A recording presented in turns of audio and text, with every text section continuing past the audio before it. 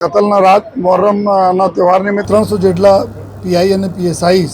અને 4500 જેટલા પોલીસ અને હોમગાર્ડના બંદોબસ્ત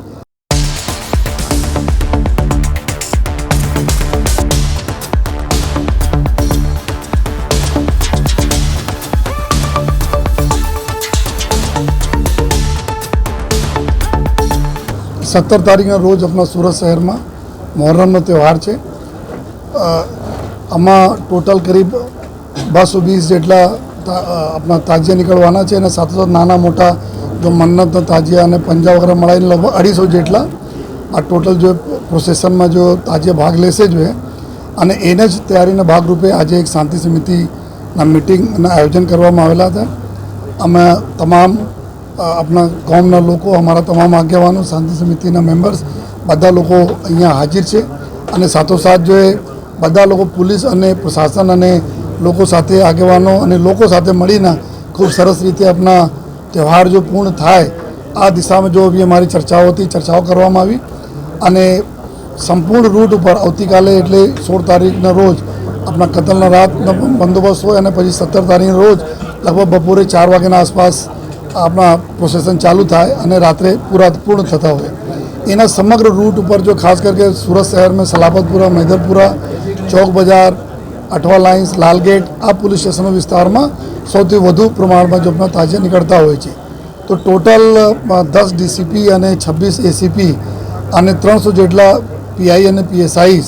અને 4500 જેટલા પોલીસ અને હોમગાર્ડના બંદોબસ્ત મૂકવામાં આવેલા છે। જો સાથોસાથ જો 7 જેટલા ડ્રોન કેમેરાઓથી જો પૂરા નિગરાની રાખવામાં આવશે જો અને સમગ્ર રૂટ ઉપર જો સીસીટીવી કેમેરા તે સજ્જ આ પૂરા રૂટ છે ત્યાં અમારા પબ્લિક એડ્રેસ સિસ્ટમ બી છે એનાથી જો બી અમે કંટ્રોલ રૂમમાંથી જો તમામ પ્રકારના વોચ રાખવામાં આવશે જેથી ખૂબ સરસ રીતે સુચારુ રૂપથી પૂરી યાત્રા પૂર્ણ થાય। ભાગળ 4 રસ્તા પર અમે લોકો જો આવતીકાલે અને કતલના રાત મોહરમના તહેવાર નિમિત્તે અને પરમ દિવસે જો મોહરમના તાજિયાના જો જુલુસ નીકળવાના છે આ વિસ્તારમાં તો બધા પોલીસ અને અમે લોકો બધા પેટ્રોલિંગમાં ફૂટ પેટ્રોલિંગ જગ્યાઓ ઉપર અંદર ગલીઓમાં ક્યાં જશે કઈ રીતે રૂટ રહેશે અમારા ડાયવર્ઝન ક્યાં કરવાના છે એના બધા સમીક્ષા કરવા માટે બધા અધિકારીઓ અને માણસો અહીંયા આવ્યા છે। અત્યારે પણ અમે લોકો જો ફૂટ પેટ્રોલિંગ કરીને જોઈએ છીએ એ બધી વ્યવસ્થા સારી રીતે થાય, તહેવાર સારી રીતે કોમી ક્લાસ પૂરા પૂર્ણ થાય આ પ્રકારની વ્યવસ્થાઓનું ધ્યાનમાં રાખી આજે બધા અમે લોકો અત્યારે પેટ્રોલિંગમાં નીકળ્યા છીએ અને 900 જેટલા અમારા બોડી વન કેમેરાઓ છે જો પોલીસના અલગ અલગ જો એરિયામાં આપવામાં આવશે